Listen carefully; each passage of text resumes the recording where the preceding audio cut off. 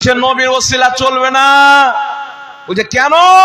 বলছে আল্লাহ ডাইরেক্ট দিতে পারে, ডাইরেক্ট শুনতে পারে, ওয়া হুয়া আলা কুল্লি শাইইন কাদির, আল্লাহ সব কিছু করতে পারে। তো আল্লাহ যখন সব ডাইরেক্ট করতে পারে তো ওসিলা লওয়ার দরকার কি? আল্লাহ যখন সবকিছু ডাইরেক্ট করতে পারে তো তোকে আমের গাছে ঝুলিয়ে দিত, তোর বাপ মায়ের প্রয়োজন কি ছিল? নাকি বলেন?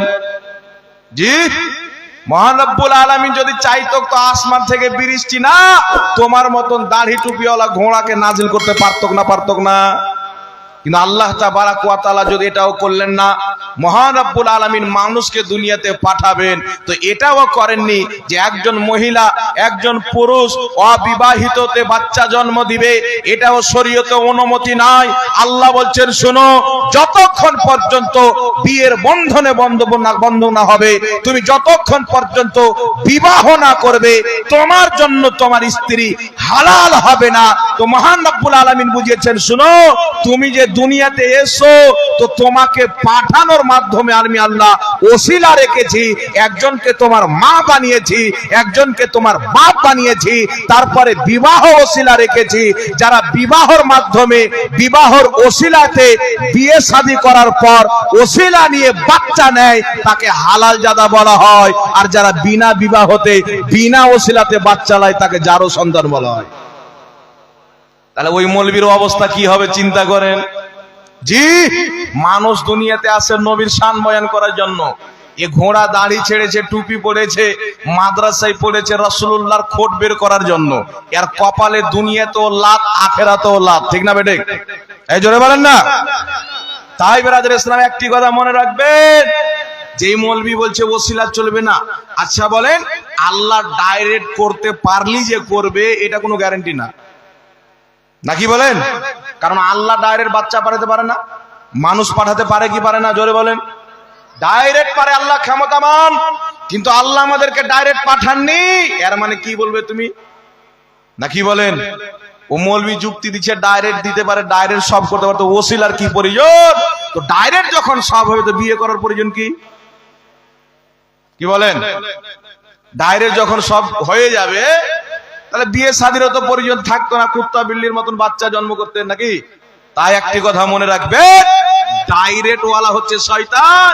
আমার রব্বুল আলামিন আদম আলাইহিস সালামকে সৃষ্টি করে বললেন উসজুদু লি আদামা, আদমকে সাজদা করো। পবিত্র কুরআন পাকে আল্লাহ বলছেন আদমকে সাজদা করো, ফাসাজাদু, সবাই সাজদা করলো, ইল্লা ইবলিস, ইবলিস সাজদা করলো না।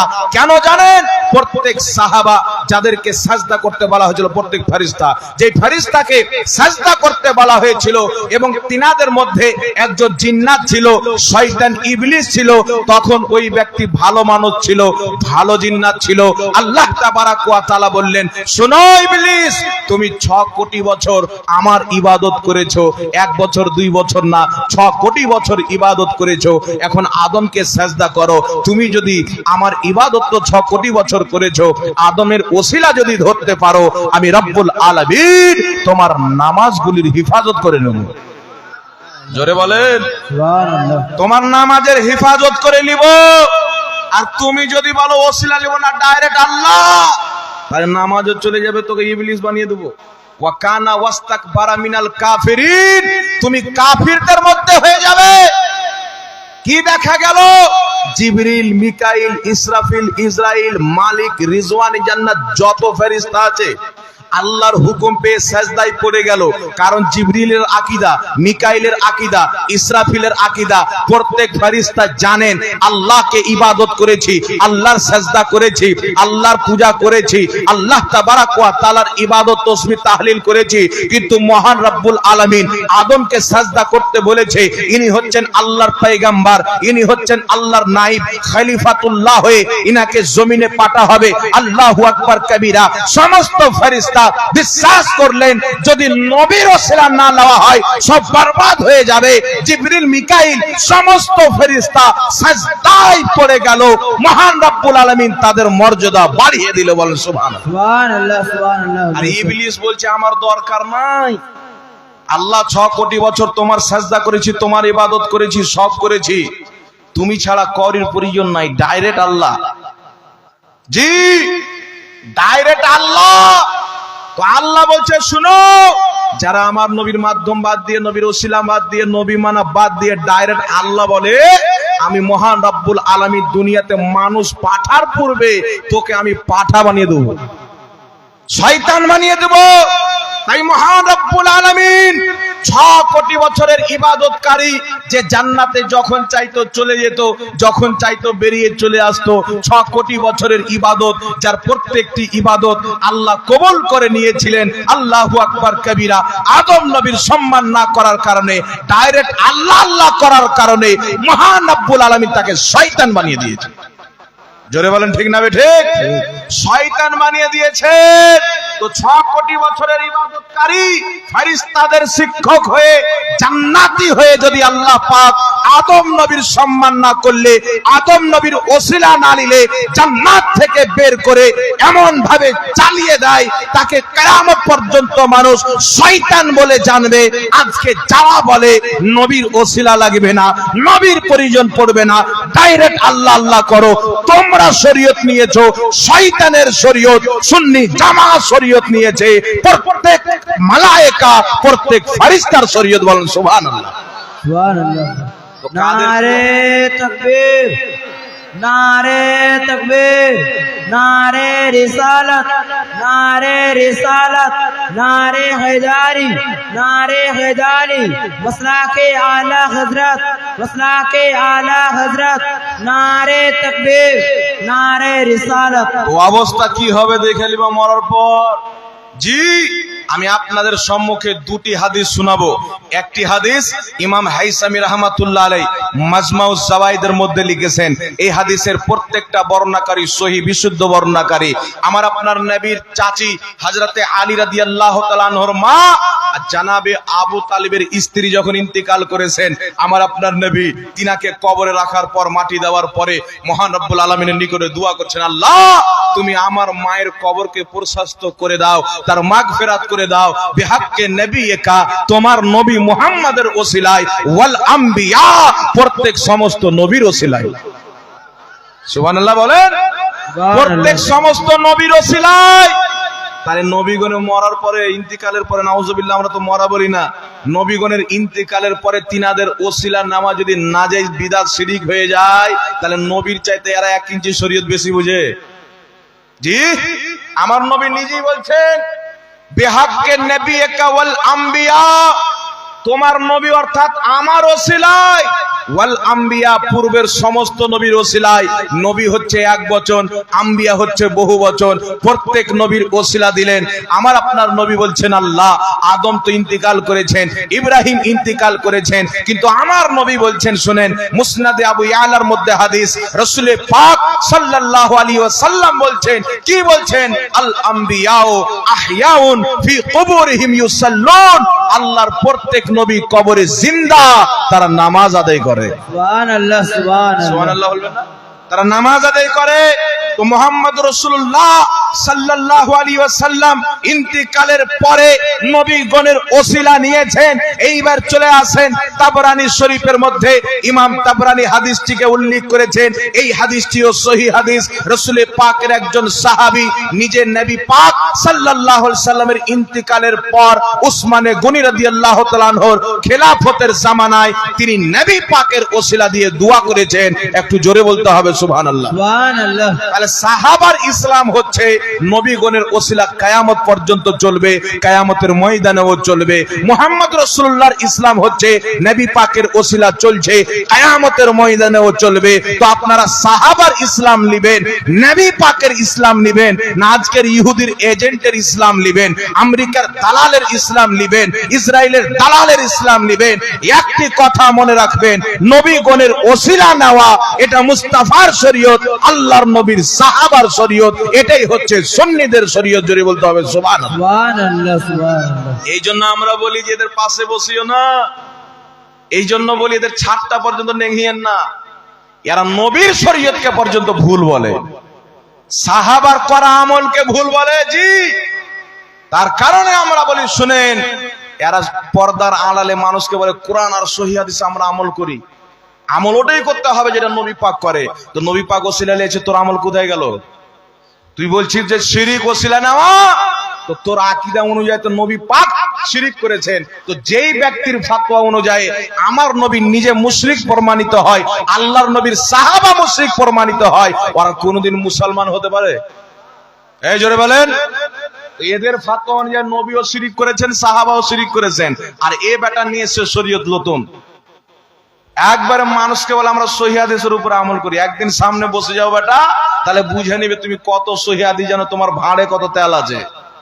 জি, তাই একটি কথা মনে রাখবেন, নবী পাকের ওসিলা চলবে। আহলে সুন্নাত ওয়াল জামাত কাউরির বাপের দিনকে মানে না, রাসূলের পাকের দিন মানে। যদি বলতে হবে সুবহানাল্লাহ, সুবহানাল্লাহ, সুবহানাল্লাহ। আর যারা এদের কথা শুনে আকীদা বানিয়ে নিয়েছে ওসিলা চলবে না, নবীর ওসিলা চলবে না, সাহাবার ওসিলা চলবে না, আল্লাহর কসম খেয়ে বলি এরা মুহাম্মদ রাসূলুল্লাহর দ্বীনকে মানে না, এরা সাহাবায়ে কেরামের দ্বীনকে মানে না। যখন আমার আপনার নবী জান্নাতি জাহান্নামের পরিচয় করিয়েছিলেন, তিরমিজি শরীফের মধ্যে হাদিস, আমার নবী বলেছিলেন আমার উম্মতের মধ্যে বনি ইসরাইলের উম্মতে ৭২টি দল হয়েছিল, আমার উম্মতের মধ্যে ৭৩টি দল হবে, কুল্লুহুম ফিন্নার, সমস্ত দল জাহান্নামে যাবে, ইল্লা মিল্লাতান ওয়াহিদা, একটি জামাত জান্নাতে যাবে, মাআনা আলাইহি ওয়া আসহাবি, যে আমার তরিকাতে আমার সাহাবার তরিকাতে চলবে তারাই হবে জান্নাতি। সুবহানাল্লাহ, সুবহানাল্লাহ। তো আমরা যখন খুঁজি, নবী পাক ওসিলা নিয়েছেন, সাহাবা ওসিলা দিয়ে দোয়া করেছেন। এক দল বলছে নবীর ওসিলা চলবে না, ওলির ওসিলা চলবে না, সাহাবার ওসিলা চলবে না। আরেক দল বলে নবীর ওসিলা চলবে, ওলির ওসিলা চলবে। কি বুঝতে পারলেন? একজন নবীর দিন প্রচার করছে, সাহাবার দিন প্রচার করছে, একদল নবীর দিন মিটাচ্ছে, নিজের বাপের দিন প্রচার করছে, সাহাবার দিন মিটাচ্ছে, ইহুদির দিন প্রচার করছে। এখান থেকে বুঝে নিতে হবে যারা মুস্তাফার দিনে চলবে, সাহাবার ফতোয়া অনুযায়ী চলবে, তারাই হলো জান্নাতি। যারা নবীর করা আমলকে, সাহাবার করা আমলকে বিদআত বলবে, শিরিক বলবে, নাজায়েজ বলবে, এ তো মুসলমানই না, তো জান্নাতি হওয়া দূরেই থাক। জি, এ তো মুসলমানই না। একজন আমাকে ফোন করে বলছে আপনি তো খুব বক্তব্য দিচ্ছেন, আপনার সঙ্গে বাহাস করব। কি বিষয়ে বাহাস করবে? বলছে মিলাদ করা যাবে কিনা, ক্যাম্প করা যাবে কিনা, মরা মানুষের নামে খাওয়া দাওয়া করা যাবে কিনা। তো আমি বললাম এইগুলো তো মুসলমানের বিষয়, আগে তোমাকে নিজেকে মুসলমান প্রমাণ করতে হবে। বলছে কেন? আমি বলছি তোমরা ওয়াহাবি মতে বিশ্বাসী, তো তোমাদেরকে আমরা মুসলমানই মনে করি না। জি, কেন করেন না? আমি বলছি ওসিলা নেওয়া কি? বলছে শিরিক। তো আমি বললাম নবী পাক ওসিলা নিয়েছেন, মাজমাউ জাওয়াইদের মধ্যে হাদিস, সাহাবা ওসিলা নিয়েছেন, তাবরানী শরীফের মধ্যে হাদিস, আর দুটোই সহিহ হাদিস। তাহলে তোমাদের ফাতোয়া অনুযায়ী নবী পাক শিরিক করেছেন, সাহাবা শিরিক করেছেন, নাউজুবিল্লাহ বলেন। তো তোমাদের ফাতোয়া অনুযায়ী যদি সাহাবা শিরিক করে থাকে, নবী শিরিক করে থাকে, তো আমরাও শিরিক করছি আলহামদুলিল্লাহ। তো নবীর আমল করনেওয়ালা জান্নাতে যাবে, সাহাবার আমল করনেওয়ালা জান্নাতে যাবে। কিন্তু আপনি চিন্তা করেন, এই গাধার দল বেরিয়েছে। জি, একে কোরআন থেকে দলিল দিবেন, ইয়া আইয়ুহাল্লাযীনা আমানুত্তাকুল্লাহা ওয়াবতাগু ইলাইহিল ওয়াসিলা, হে ঈমানদার আল্লাহকে ভয় করো, আল্লাহর নিকটে ওসিলা পেশ করো। বলবে হুজুর এটা নবীর ওসিলা না, কিসের ওসিলা? বলবে নামাজের ওসিলা, রোজার ওসিলা, হজের ওসিলা, যাকাতের ওসিলা। আমি বলবো নামাজ বড় না নবী বড়? জোরে বলেন। রোজা বড় না নবী বড়? হজ বড় না নবী বড়?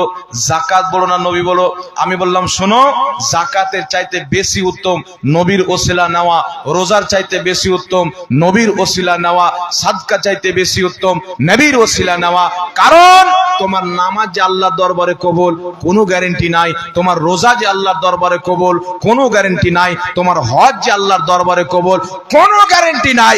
কিন্তু সারা পৃথিবীর ঈমানদার এক বাক্যে বিশ্বাস করে মুহাম্মদ রাসূলুল্লাহ আল্লাহর দরবারে কবুল, এতে কোনো সন্দেহ নাই। সুবহানাল্লাহ, সুবহানাল্লাহ। আমি দিলাম নামাজের ওসিলা, আমার নামাজ যদি কবুল না হয়ে থাকে দোয়া কবুল হবে? কথা বলেন। আমি দিলাম রোজার ওসিলা, আমার রোজা যদি কবুল না হয়ে থাকে দোয়া কবুল হবে, ওর ওসিলা কবুল হবে?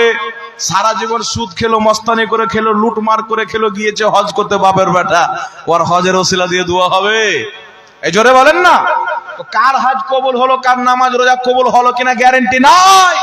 তো গ্যারান্টি নাই, তোমার ওসিলা দিয়ে দোয়া করলে যে কবুল হবে তারও গ্যারান্টি নাই।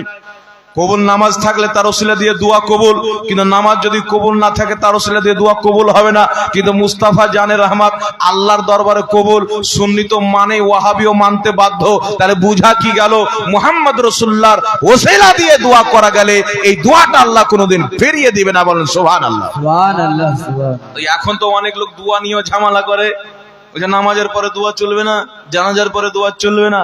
আমি বললাম না, যারা নিজে কাজকে আহলে হাদিস বলে, আল্লাহর কসম খেয়ে বলি এদের কাছে নবীর দিন চুল পরিমাণেও নাই। এদের যত দিন আছে সব আমেরিকা ইসরায়েলের দালাল মোহাম্মদ বিন আব্দুল ওয়াহাব নজদির দেওয়া দিন। জি, মাত্র 8 ঘন্টা বক্তব্য শুনে একবারে দুধ কা দুধ পানি কা পানি হয়ে যায়। জি, আমার দিকে লক্ষ্য করেন, এরা জাতিকে বুঝিয়েছে প্রথমে নামাজের পরে কোনো দোয়া চলবে না। বুঝাচ্ছি কি বুঝাইনি? এই জোরে বলেন না। এরা না কোরআনের দিন মানে না হাদিসের দিন মানে। এখন সর্বপ্রথম ইসলামের দলিল কোরআন, কোরআনকে বলো যে এই কোরআন তুমি বলো নামাজের পরে দোয়া চলবে কি চলবে না। তো কোরআন বলছে ফাইদা ফারাগতা ফানসা, আল্লাহ বলছে মাহবুব তুমি যখন নামাজ থেকে ফারিগ হবে ফানসাব দোয়াতে পরিশ্রম করো। জোরে বলেন না সুবহানাল্লাহ। সুবহানাল্লাহ।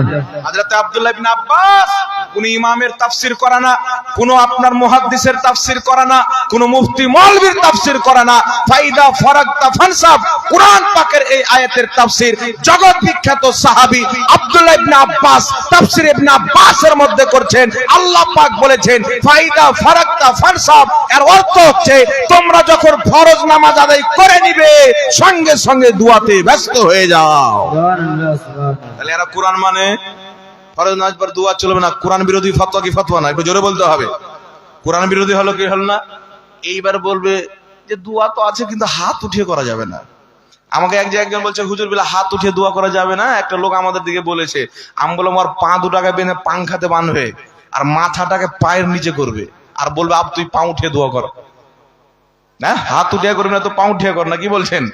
বলে হাত উঠিয়ে দোয়া নয়। শোনো, হাত উঠিয়ে দোয়া করার 7টি হাদিস আমার ক্ষুদ্র জ্ঞানে আমি পেয়েছি। কটি? 7টি হাদিসের মধ্যে 3টি সহিহ হাদিস আমি পেয়েছি। সুনানুল কুবরা লিল বাইহাকি, যে কিতাবটি আমার কাছে আছে আলহামদুলিল্লাহ, সেই কিতাবের মধ্যে রাসূল পাকের হাদিস, নবী পাক ফরজ নামাজ আদায় করতেন, সাহাবার দিকে মুখ করে 2 হাত তুলে দোয়া করতে ব্যস্ত হয়ে যেতেন।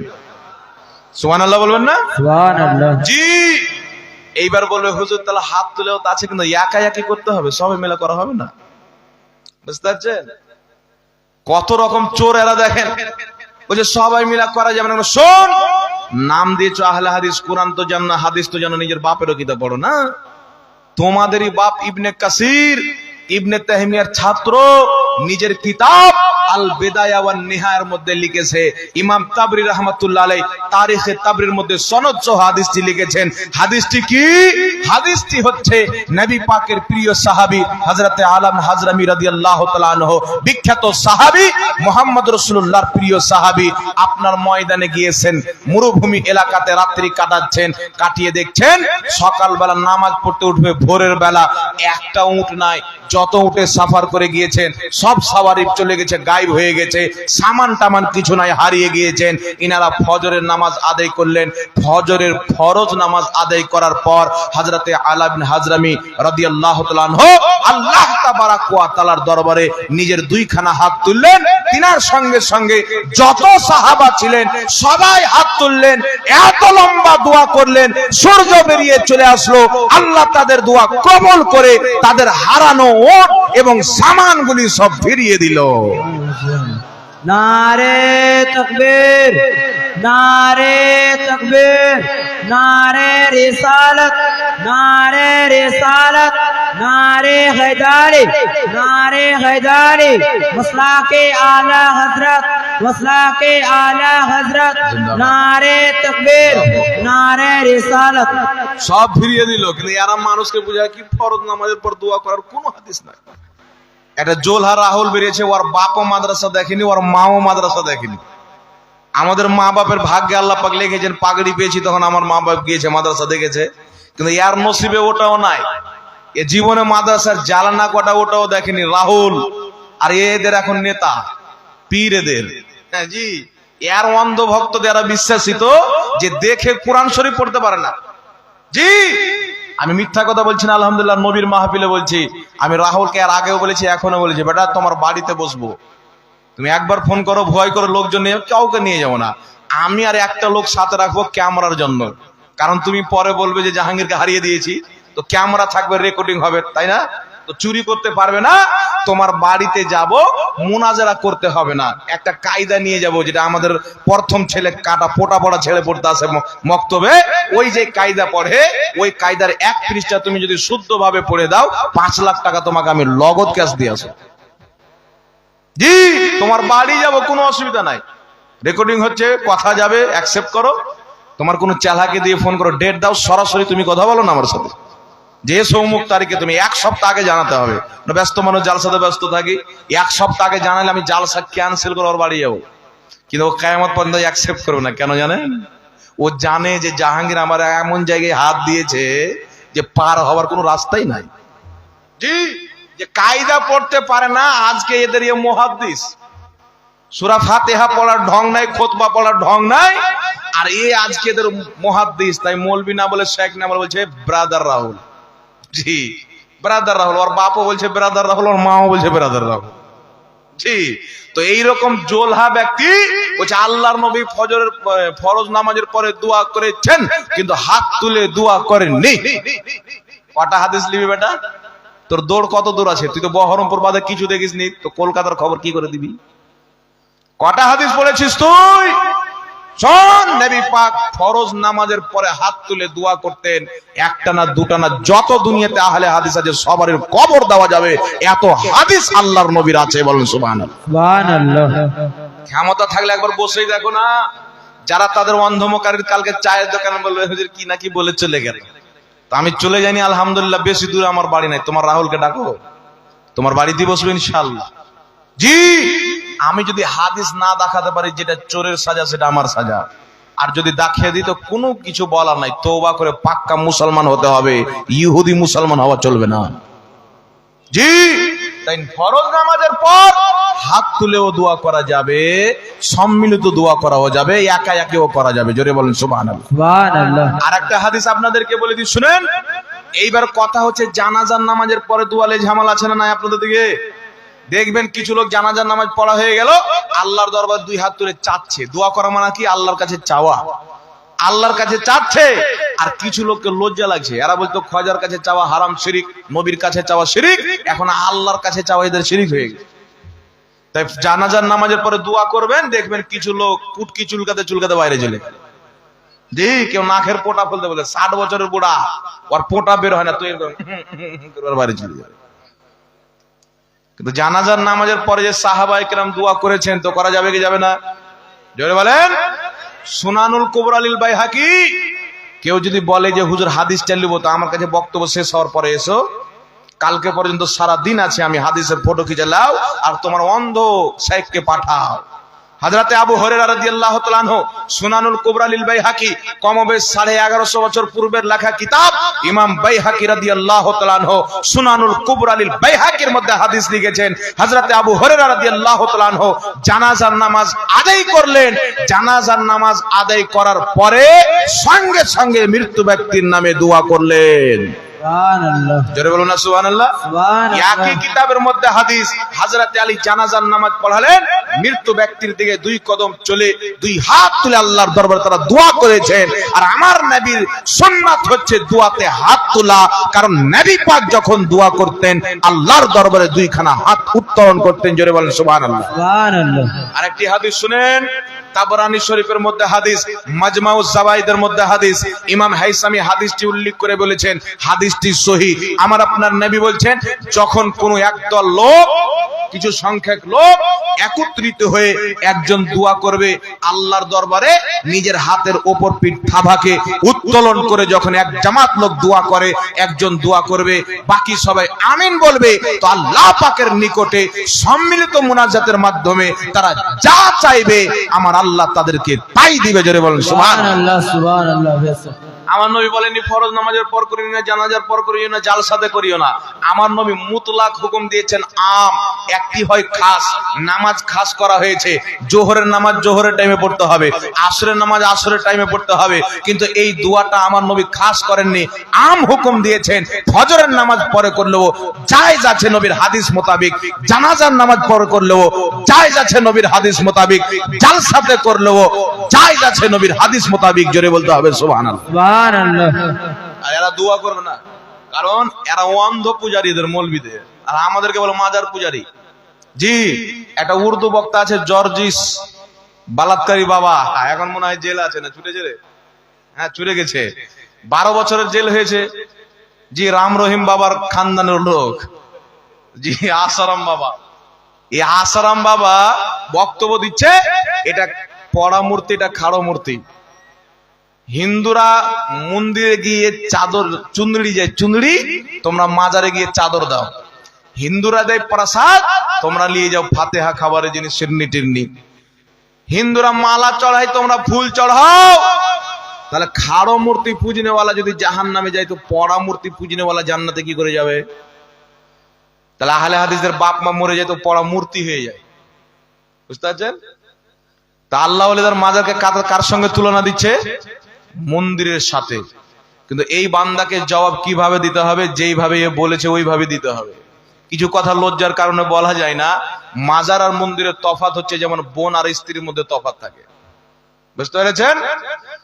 মাজারের মধ্যে যে ব্যক্তি আছে আল্লাহর বন্ধু, যার ব্যাপারে আল্লাহ বলছেন, বুখারী শরীফের মধ্যে হাদিস, ইন্নাল্লাহ তাআলা ক্বাল মান আদালি ওয়ালিয়ান ফাকাদ আযানতুহু বিল হার। আল্লাহ বলছে, শুনো, যেই ব্যক্তি আমার ওলির সঙ্গে বুগজ রাখলো, দুশমনি রাখলো, আমি আল্লাহ তার সঙ্গে যুদ্ধ ঘোষণা করলাম। জোরে বলেন সুবহানাল্লাহ। সুবহানাল্লাহ। তাহলে কি বুঝতে পারলেন? আল্লাহর ওলিকে মোহাব্বত করতে হবে। আর মন্দিরের ব্যাপারে আল্লাহ বলছেন, মূর্তির আরবি হচ্ছে সানাম। এই সানামের ব্যাপারে আল্লাহ বলেছেন সে হচ্ছে খোদার দুশমন, আল্লাহর দুশমন। যেখানে মূর্তি থাকে, মূর্তি থাকে, সেখানে জেলে আল্লাহর লানাত নাজিল হয়। যেখানে আল্লাহর ওলি শুয়ে আছে, সেখানে গেলে আল্লাহর রহমত নাজিল হয়। যারা রহমতকে আর লানতকে এক বানিয়ে ফেলে, তারা কোনোদিন মুসলমান হতে পারে না। সুবহানাল্লাহ। সুবহানাল্লাহ। কোনোদিন মুসলমান হতে পারে না। জি, আমার আপনার নবী সাল্লাল্লাহু আলাইহি সাল্লাম যেই ব্যবহার মা আয়েশার সঙ্গে করেছেন, আপনি আপনার স্ত্রীর সঙ্গে করেন, আপনি নেকি পাবেন, সওয়াব পাবেন। কিন্তু কেউ যদি মা বোনের ব্যাপারে ধারণা করে, গুনাহ হবে কি হবে না? জোরে বলেন। জি, মন্দিরের ব্যাপারে লানাত আছে, কিন্তু আল্লাহ ওয়ালাদের মাজারের ব্যাপারে আল্লাহ কুরআন পাকে কি বলেছেন শুনেন।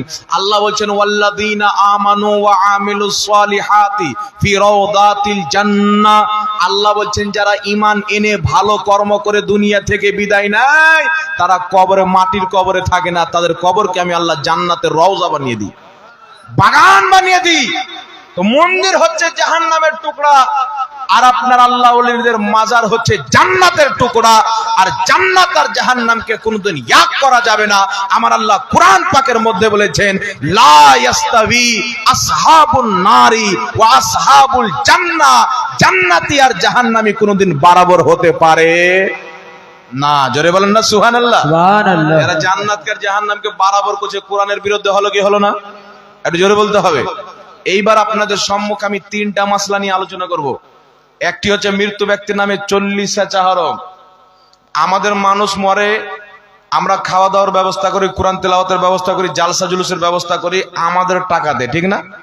কিন্তু কিছু লোকের পেট কামড়ে উঠে যায়, বলেন না, আমার বাপ মরলো, আমি খাওয়া করালাম, আমি 40 করলাম, আমার টাকা গেল, তোর বাপের কি হলো? তুই, তোর বাপ মরলো, কিছু করবি না। আমরা কি বলেছি যে তুই কর? এ বলেছি? অনেক কুত্তা মরলে মানুষ কিছু করে না, আমরা বলেছি যে কুত্তা মরলে করতে হবে? হ্যাঁ, তো তোমার বাপ মরলো, মা মরলো, তুমি করিও না, আমরা কোনোদিন বলবো না যে করো। কিন্তু আমরা করলে তোর জ্বলন কেন হয়? আমরা তো সাহাবার দিন মানবো। তোর জ্বলতে জ্বলতে চুলকে যদি ঘা হয়ে যায়, তো আমরা ছাড়বো না। যেই কাজ সাহাবা করেছেন, নবীর জামানাতে হয়েছে, দম চলে গেল আমরা করতেই থাকবো। সুবহানাল্লাহ বলেন। সুবহানাল্লাহ। ঠিক না ঠিক? জি, আপনাদের সম্মুখে কয়েকটি হাদিস পাঠ করছি, শুনেন। মৃত্যু ব্যক্তির নামে 40 চাহরম করা যাবে কি যাবে না? মুসলমানি উপলক্ষে খাওয়া দাওয়া করানো যাবে কি যাবে না? এই দুটি মশলা। কটা মশলা হলো? দুটি মশলা হলো, আর কোনটা ছুটে গেলে ইনশাআল্লাহ মনে করিয়ে দিবেন। আমার কাছে এই দেখেন একটা ব্যাগ আছে, এই ব্যাগের মধ্যে কিছু কিতাব ভরা আছে। জি, আমি যেখানে যাই আলহামদুলিল্লাহ কিতাব নিয়ে যান। কিতাবটি তো নিচে রাখা হবে না, একটা চেয়ার থাকলে ভালো হতো। একটা চেয়ার নিয়ে আসেন তো, ফাটাফাট 2 মিনিটে নিয়ে আসেন। সর্বপ্রথম একটা মাসলা ক্লিয়ার করে দিই যে খাতনা মুসলমানের খাবার করা যাবে কিনা, ঠিক আছে? এরপরে 40 চাহরম হাদিসটি দেখে যাবেন। পরে বিশ্বাস না থাকলে বই এসে মোবাইলে ফটো তুলে যান, বই তো দিব না নাকি? ফটো তুলে আপনি বিন্দাস নিয়ে যান। আর যদি বলেন হুজুর 2 দিন এখানে বইটি রাখতে হবে, আমাদের হুজুরকে ডাকছি, তো ডাকেন, আমিও থাকবো, কোনো অসুবিধা নাই। জি, কারণ আমরা হাদিসের উপর আমল করি, তোমরা মৌলবীর কথা শুনে আমল করো। তাই আজকে পর্যন্ত মা বোনকে মসজিদ দাওয়াতে বাধা দাওনি। এসব মসজিদ নামাজ পড়তে যায় না মহিলাদেরকে মসজিদে? জি যায় না, আপনারা নিয়ে যান, খবরদার নিয়ে যাবেন না। নবীর হাদিস যেই রকম সাহাবারা বুঝেছেন সেই রকম বুঝতে হবে। কি বুঝলেন?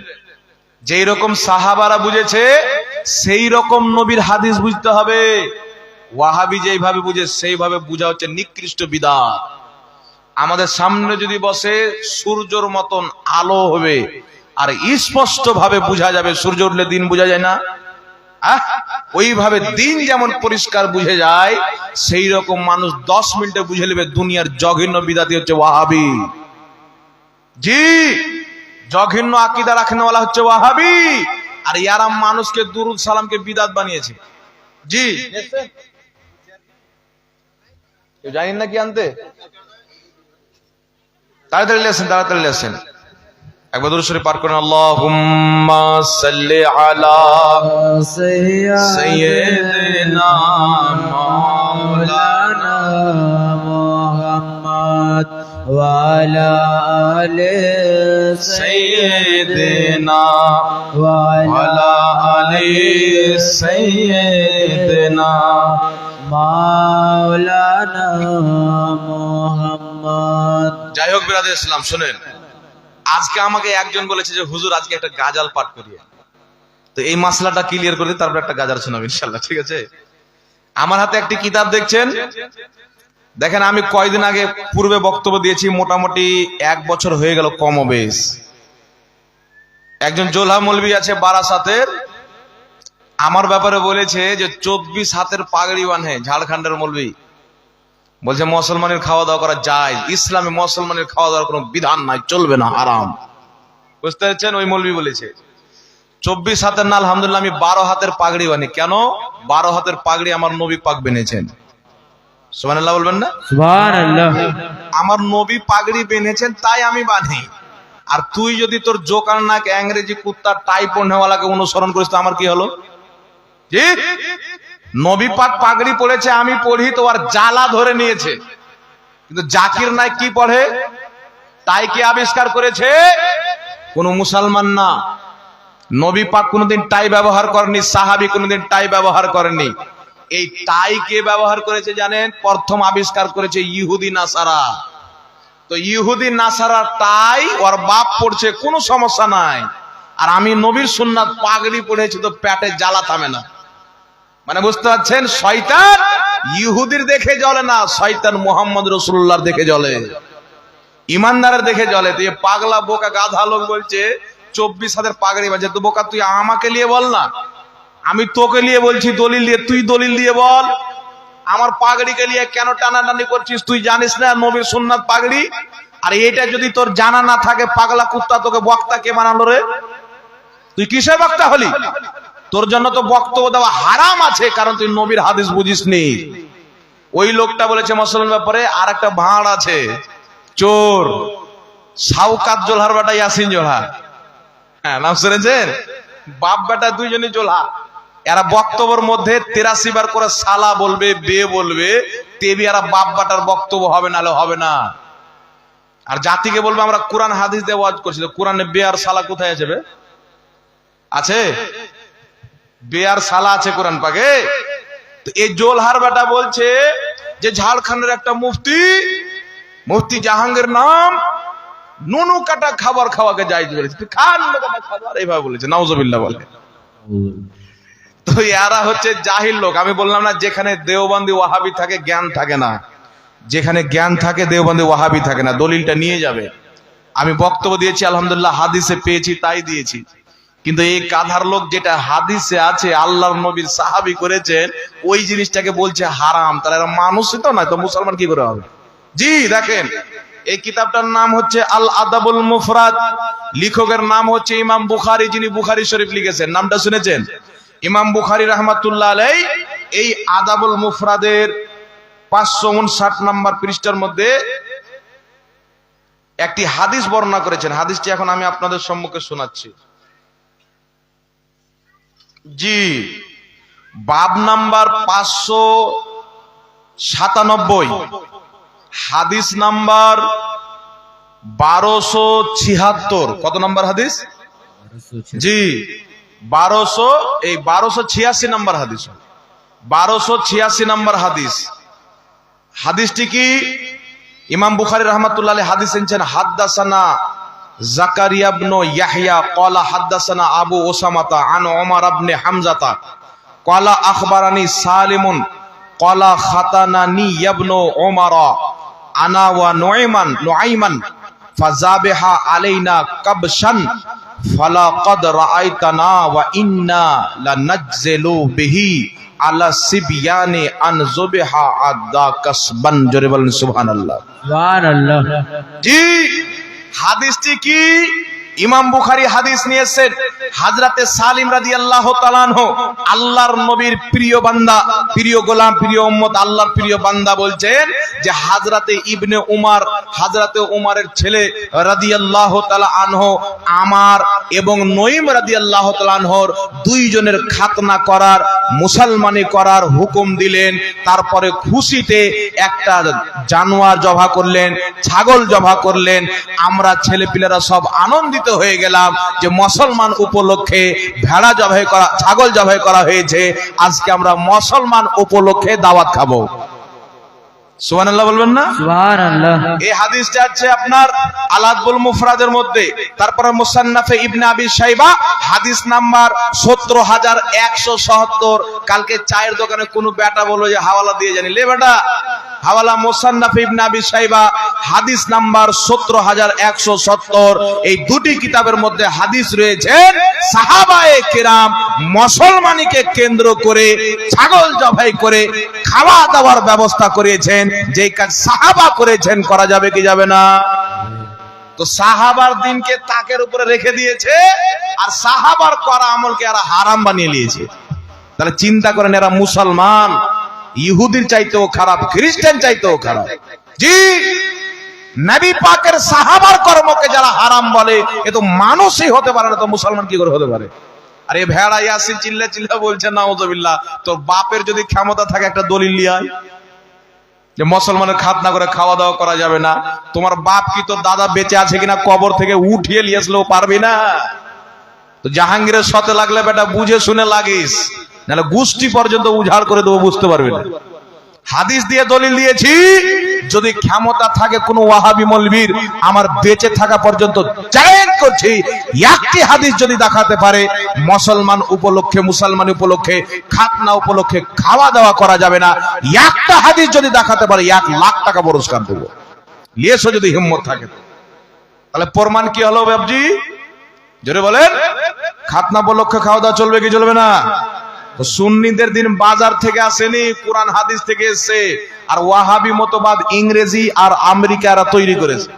এবার চলে আসেন আপনাদের সম্মুখে কিছু আর আলোচনা রাখতেছি আমি, যে মৃত্যু ব্যক্তির নামে 40 চাহরম করা যাবে কি যাবে না। এখন আমরা দলিল দেখবো, দলিলে যদি থাকে তো করব, যদি না থাকে তো করব না। ঠিক না ঠিক? জোরে বলেন না। জি, তো যুগ যুগ থেকে বড় বড় আলিম বিজ্ঞ লোকগণ সাহাবা থেকে এই কাজটা চলে আসছে 1400 1450 বছর যুগ থেকে। তো এতদিন কি কোনো মৌলবি ছিল না? জি, কেউ বলেনি এটা করা যাবে না। আর আজকে 2 পাতা পড়নেওয়ালা মাদ্রাসা কোনোদিন দেখেনি, বাংলা 2 পাতা পড়ে ফাতোয়া দেয় এগুলা করা চলবে না। জাকির নায়েকের একটি কিতাব আছে, কিতাবটির নাম হচ্ছে জাকির নায়েকের লেকচার সমূহ। এই কিতাবে লিখেছেন মৃত্যু ব্যক্তির মারা যাওয়ার পর তার নামে খাওয়া দাওয়া করা, এটা আমরা কোন সাহাবীর আমল থেকে পাই না। তাই এটা একেবারে বিদআত করা যাবে না। জি, তো জাকির নায়েক কি মাদ্রাসায় পড়েছে? কথা বলেন, ও কটা হাদিস জানে? 10টা হাদিসের নাম তো বলতে পারো না, এতটুকু আর যোগ্যতা নাই। জি, কিন্তু হাদিস শরীফ কি বলছে আমাদেরকে শুনেন। এই কিতাবটির নাম হচ্ছে আল হাবিলিল ফাতাওয়া, লেখকের নাম হচ্ছে ইমাম জালালউদ্দিন সিউতি রাহমাতুল্লাহ আলাইহি। 2 খণ্ডে বিভক্ত, একটি খণ্ড আমি হাতে নিয়ে আছি, একটি খণ্ড প্যাক করা আছে। এই খণ্ডটি হচ্ছে আপনার দ্বিতীয় খণ্ড, পৃষ্ঠা নাম্বার হচ্ছে আপনার 216 নাম্বার পৃষ্ঠার মধ্যে ইমাম সিউতি রাহমাতুল্লাহ আলাইহি হাদিসটি উল্লেখ করেছেন। হাদিসটি উল্লেখ করে হাদিসটিকে মজবুত বলেছেন, শক্তিশালী হাদিস বলেছেন, সহিহ বলেছেন। হাদিসটি কি? হাদিসের বর্ণনাকারী আছেন, এই হাদিসটি 950 বছর পূর্বের লেখা কিতাব হিলিয়াতুল আউলিয়ার মধ্যে ইমাম আসবাহানি লিখেছেন। তারপরে ইবনে রজব হাম্বলি নিজের কিতাব আহওয়ালুল কুবুরের মধ্যে লিখেছেন। হাদিসটি সনদ সহ লেখা আছে। হাদিসটি কি? হাদিসের বর্ণনাকারী আস্তে আস্তে চলে আসছেন হযরতে তাউস রাহমাতুল্লাহ আলাইহি পর্যন্ত। হযরতে তাউস রাহমাতুল্লাহ আলাইহি বলছেন, ইন্নাল মাউতা ইয়াফতানুনা ফি কুবুরিহিম সাবআ ফাকানু ইস্তাহিব্বুনা আইয়াতআমা আনহুম তিলকাল আইয়াম। একটু জোরে বলতে হবে সুবহানাল্লাহ। সুবহানাল্লাহ। হযরতে তাউস রাহমাতুল্লাহ আলাইহি দীর্ঘ আলোচনা ইমাম জালালউদ্দিন সিউতি দীর্ঘ আলোকপাত করেছেন। ইমাম তাউস রাহমাতুল্লাহ আলাইহি বিখ্যাত তাবী, কমবেশ 500 জন সাহাবীর দিদার লাভ করেছেন। বহুত বড় তাবী, অনেক সাহাবীকে দেখেছেন। তিনি স্পষ্ট আকারে বলছেন, আল্লাহর নবীর সাহাবীর জামানায়, আমরা তাবেইনের জামানায় মানুষ যখন মারা যেত, আমাদের বিশ্বাস ধারণা ছিল মৃত্যু ব্যক্তি নিজের কবরে 7 দিন পর্যন্ত কষ্টতে থাকে, ফিতনাতে থাকে। তার কারণে আল্লাহর নবীর সাহাবীগণ এবং আমরা যুগ যুগ থেকে সাহাবীর জামানা থেকে আপনার মৃত্যু ব্যক্তির নামে 1 দিন 2 দিন না, ইনি বলছেন 7 দিন পর্যন্ত খাওয়া দাওয়া করাতাম। সুবহানাল্লাহ, সুবহানাল্লাহ। জোরে বলুন না সুবহানাল্লাহ। সুবহানাল্লাহ। জি, 7 দিন পর্যন্ত খাওয়া দাওয়া করাতাম। তাহলে যেই কাজটা সাহাবী করেছেন, জাকির নায়েক হোক আর কোন নায়েক হোক, যদি সাহাবীর আমলের বিপক্ষে বলে, আমরা সুন্নি মুসলমান মানতে পারি না। কারণ আমাদের ঈমান হচ্ছে মূল্যবান। যাদের ঈমান আমেরিকা ইসরায়েলের পকেটে ভরা আছে তারা মানতে পারে, কোনদিন নবীর দিওয়ানা সাহাবার মাননেওয়ালা মানতে পারে না। সুবহানাল্লাহ। জোরে বলবেন না সুবহানাল্লাহ। সুবহানাল্লাহ। জি, তাই 4 দিনে করলে চাহারম বলা হয়, 40 দিনে 40 বলা হয়। নামে কোনো ইফেক্ট পড়ে না। কাজটা সাহাবার 4 দিনে করলেও যায়, 40 দিনে করলেও যায়। এখন বলবে দেওবন্দিরা বুঝিয়ে বেড়ায়, তাবলিগি জামাতের কিছু লোক আছে, মানুষকে বুঝায় খাওয়া দাওয়া করেন, ঠিক আছে, মানুষ খাওয়ানো তো এটা ভালো কাজ, নেকির কাজ, খারাপ কাজ না। কারণ নবী পাক বলেছেন, বুখারী শরীফের হাদিস, বুখারী শরীফ 1ম খণ্ড 1ম অধ্যায় কিতাবুল ঈমান হাদিস নাম্বার 12। আমার আপনার নবীকে একজন জিজ্ঞাসা করছেন, ইয়া রাসূলুল্লাহ আইয়ুল ইসলামে খায়রান, ইসলামের উত্তম আমল কি? তো আমার আপনার নবী বলছেন, তুতিমুত তাম ওয়া তাকরাউস সালাম, ইসলামের উত্তম আমল হলো মানুষকে খাওয়া দাওয়া করা, মানুষকে সালাম করা। সুবহানাল্লাহ বলবেন না? সুবহানাল্লাহ। আমার নবী বলছেন মানুষকে খাওয়া দাওয়া করার উত্তম কাজ, তো ঠিক আছে, কিন্তু ডেট ফিক্স করা বিদআত। ডেট ফিক্স করা মানে 4 দিনে করব, 40 দিনে করব, এটা বিদআত।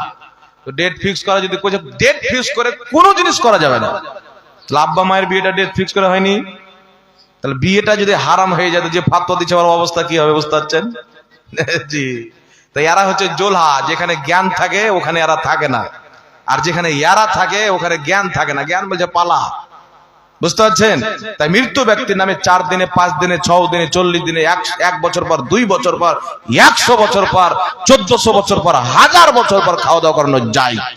সুবহানাল্লাহ বলতে হবে। সুবহানাল্লাহ। আরেকটি হাদিস বলে দিই, যা কিতাবটা